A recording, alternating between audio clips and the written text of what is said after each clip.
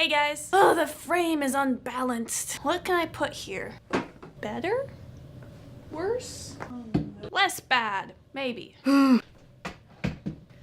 just pretend that I totally keep my mandolin case on my desk. That's a good plan. I don't know who I am today.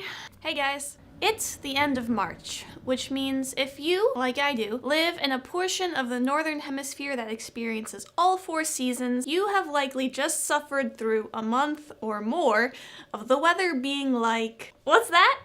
You want some more snow? Oh, you're a little tired of the snow. You've had a lot of it. I got you. Here, have some slush and sleet. Oh, you're not loving that? I really thought you were gonna like that. Freezing rain. I got you. An extended period of just sunless, cloudy gray? No, you're right. That's too boring. I know. Let's give you just 50-degree day. We'll melt some of this down. Followed immediately by freezing, so everything is just a sheet of ice. But this past week, I have seen the sun for the first time in what feels like forever. All the snow and ice outside is melted down to almost nothing. And with the advent of weather that I can go outside in without a jacket on, you get a little bit more of that wanting to move feeling and just wanting to do something and feeling a little bit more alive than you maybe have when the weather was just doing its best to suffocate all of your happiness and joy. That may be an excessive way to put it, but it can also be what it feels like when you just haven't seen the sun in actual months. So naturally, as I'm feeling more inspired to just move and do things and maybe make more things, I've also been reflecting on that long gap we had where I just didn't put any videos out on YouTube, and I realized there's a side of that I haven't told you guys about. Despite being super busy with weddings, which I have told you about, I wasn't just not doing anything for personal video during that time. In fact, I was still filming something almost every month. In July, when my best friend Kim visited, I kidnapped her and took her all around and filmed a ton of stuff for that music video I wanted to make for jaywalking, which we wrote together way back in the day. So I actually still have lots of music video fodder for that. I just never got to the point of recording the song and then doing all the editing to put everything together. If we wanted to take a quick little peek into what that could have been right now, I mean, I can give you a little a cappella version and we can see just a little bit of that footage that I never got to use. I took a walk with an electric mouse. Couldn't take a drive, the steps wouldn't count. Dressed to journey in athletic clothes. Hope to hatch 10K as we go. Though we're all on different teams in Pokemon. So that's a video that could have been. We also took a ton of GoPro footage in July when we went on a little kayaking down the river trip with my husband and his family. We could have turned that into a cute little vlog or something. But did I do that?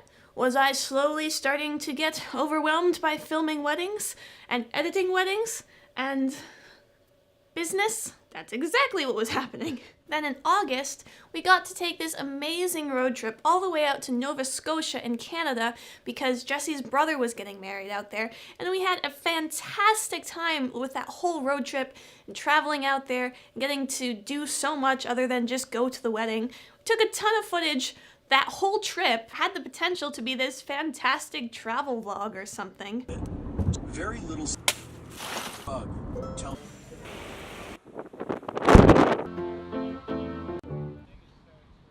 Boom. I love how this feels. the Hastings household. But did I ever get around to editing any of that? Nope.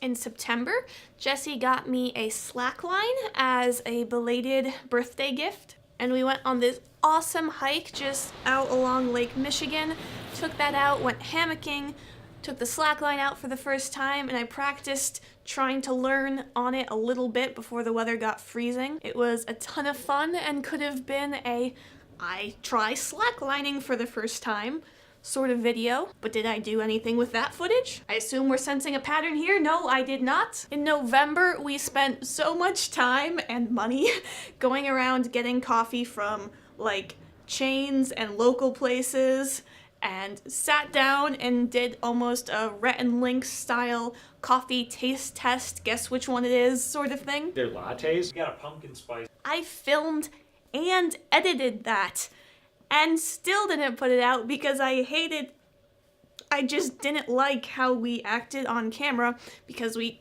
didn't have like a hosting persona or anything yet, so I was just like cringed out by our personalities, and I was like, no, you know what, I'm not gonna put this out. I don't like how it turned out. I had a lot of fun putting it together, but I don't want other people to see it. So there's that. Then in January, we built this awesome snow fort out in our front yard out of this massive pile of snow we accumulated from shoveling and snow blowing the driveway, because we have this little turnaround and all the snow went in the middle. It was this massive pile, so we're like, let's make a snow fort. That's something adults do, right? And had so much fun making it and putting it together. I took a ton of video of the whole process, but did I edit that into a we make a giant snow fort video? No, I did not. So why do I bring all of this up? Is it just to show off that I am only halfway lazy? Or partially incompetent? Or just a little bit unreliable? No, I bring this up because I think all of us, whether you consider yourself a creative person or not, I think we all have little projects we work on in our personal lives that some of them are things we just never finish, or things we haven't taken to the full extent they could have been, or something like that. And I think it's very easy with that sort of thing to fall into the trap of getting down on yourself, viewing yourself as useless or unproductive, flaky, not committed, or just not talented enough to bring whatever it is to completion, to its kind of final stage, its best point. But as with all things we're not totally happy with, I think there's two ways you could view it. The first way is what I just mentioned, is look at it, be like, wow, what a mess I am. Let me add this to my failure pile, which in the long run I do not think is the best thing for us humans in general. Or option two, learn from that whole experience. Because even though you didn't completely finish something, does not mean that that was a waste of time, a waste of energy, or somehow reflect what a terrible human being you are. For example, even though I never published any of those videos, every single one of them taught me something. And if I'm being honest, looking back on a lot of them taught me the same lesson. And if I had taken the time to look back on them sooner, I would have known better and probably completed some of them for future videos. The biggest problem with all of those videos for me personally was that when I was filming them, I wasn't doing any talking to the camera in the moment and capturing my feelings and emotions and thoughts on what was happening and laying out a story for myself or for you guys.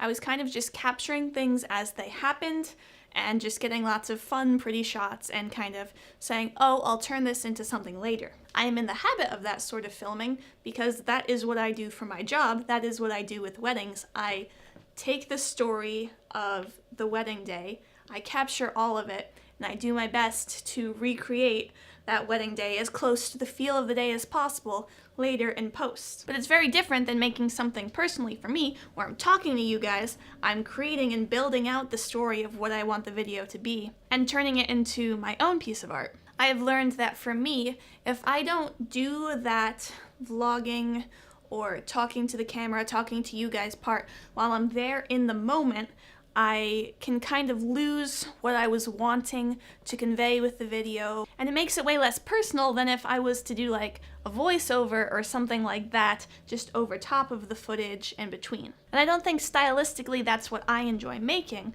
so for a lot of those videos, like the kayaking or the Canada trip or the snow fort or slacklining out on the lake, That's an experience I would much rather share with you while you're there with me and I'm there with you than taking all that footage later and being like, this is what I did, behold, look at it, because then it's more disconnected and it's not like you're there with me enjoying the experience, which I think is fun to do with experience sort of videos. Oh, and in February, filmed a video then too. Lake Michigan in February was going to be the video, and I edited some of it, and I'll show you that now.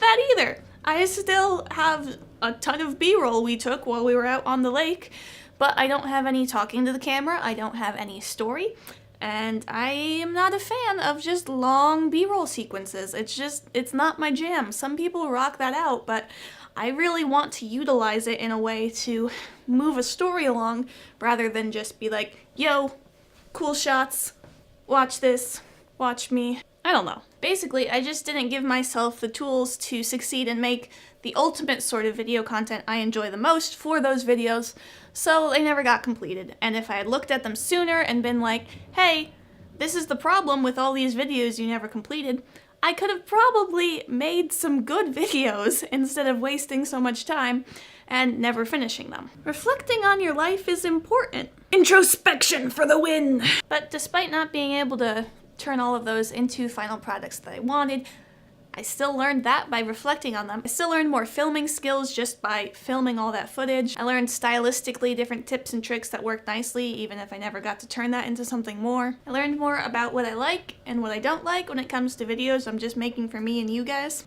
And despite not having a final product to show, it's not a total failure. It's not like, wow, I just can't get anything done. It's just a step along my journey of making these things. So I just wanted that to be an encouragement for you guys too. We don't always succeed and excel at every single project we ever decide to take on, and that is okay. It may not be what I 100% prefer, but it's okay. So please let me be cliche. Let you be encouraged. I guess try to see failures as opportunities for growth, not as something you're going to be stagnantly stuck in forever. And continually get excited to do new things, even if not every single one of them is going to pan out exactly into what you had hoped. And even if you decide to still view yourself as a total and complete failure, know that that is not how I view you, even if I have never met you in person. Because I know you are a human being, which means you are worthy of respect and love, and so I send that your way. Take that, negativity. I mean it. So, thanks for watching. I appreciate and love you guys so much. Again, I don't just say that, I mean it. And I'll see you guys next time. Please subscribe. We're so close to 100. I could finally have a channel URL that says youtube.com/HeatherBrookeIV instead of youtube.com/all the numbers and letters. How great would that be?